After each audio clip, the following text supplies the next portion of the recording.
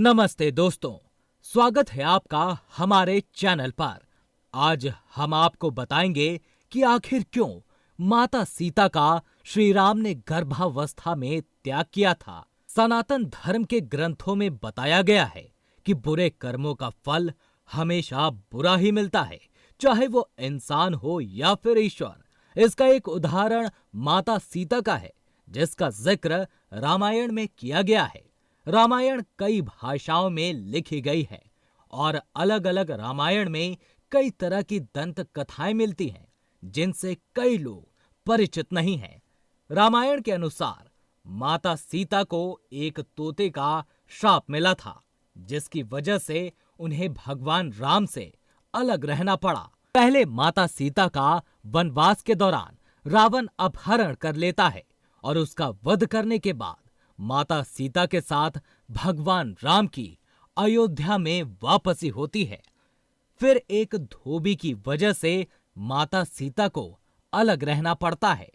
इससे हम सबके मन में सवाल उठता है कि राम तो भगवान हैं, फिर वो अपनी पत्नी से अलग क्यों रहे। चलिए जानते हैं इससे जुड़ी एक कहानी के बारे में। कथा के अनुसार माता सीता बाल्यावस्था में अपनी सहेलियों के साथ बगीचे में खेल रही थी। वहीं बगीचे में एक तोते का जोड़ा पेड़ पर बैठा था। तोते का जोड़ा भगवान राम और माता सीता के बारे में बातें कह रहा था। उनकी बातों को सुनकर माता सीता का ध्यान उन पर गया। तोता बोल रहा था कि अयोध्या के राजकुमार राम काफी प्रतापी राजा होंगे और उनसे माता सीता का विवाह होगा। सीता जी ये सुनकर अचंभित हुई और उन्हें और जानने की इच्छा हुई। तोते के मुख से भावी पति का नाम सुनकर माता सीता अचंभित हो गई। उन्हें अपने बारे में और जानने की इच्छा जागृत हुई। इसलिए उन्होंने अपनी सखियों से कहकर दोनों पक्षियों को पकड़ लिया। फिर उन दोनों को पुचकार कर पूछा कि भविष्य के बारे में इतना ज्ञान कहां से प्राप्त हुआ। तब पक्षियों ने बताया कि इससे पहले हम महर्षि वाल्मीकि के आश्रम में रहते थे, जहां हर रोज राम और सीता के जीवन के बारे में बताया जाता है। इसलिए उनको दोनों के बारे में हर चीज कंठस्थ याद हो गई है। सीता जी ने पक्षियों से कहा कि जिस जनक पुत्री सीता की तुम लोग बात कर रहे हो, वो मैं ही हूं।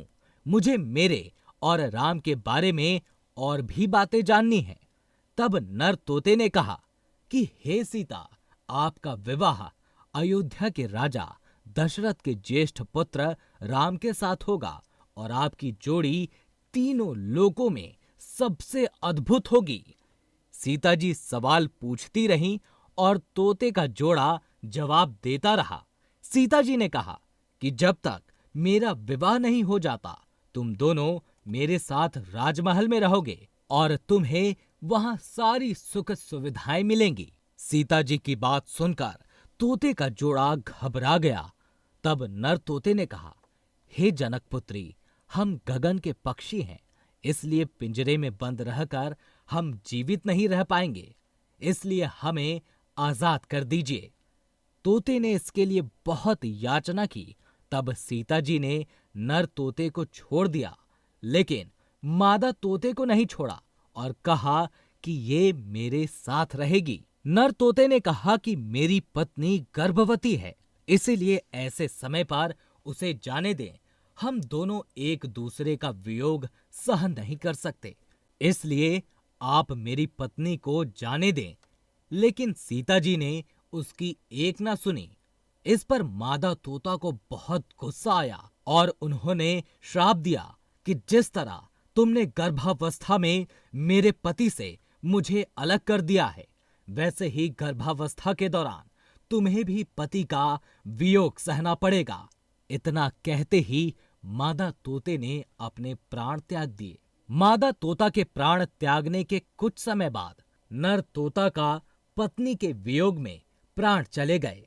इससे माता सीता को बहुत दुख हुआ, लेकिन तब तक बहुत देर हो चुकी थी।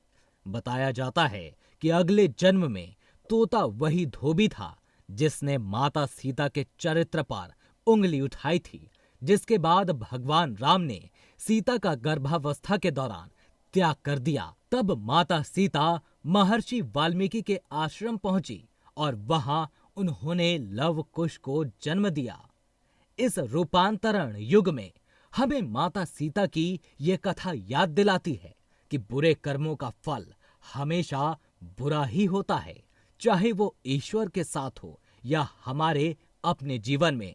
हमें अपने कर्मों को ध्यान में रखना चाहिए और सद्भावना और सच्चाई के मार्ग पर चलना चाहिए। तो ये थी माता सीता के विवाह से जुड़ी कहानी। अगर आपको ये वीडियो पसंद आया हो तो इसे लाइक करें, कमेंट में अपनी राय दें और हमारे चैनल को सब्सक्राइब करना ना भूलें।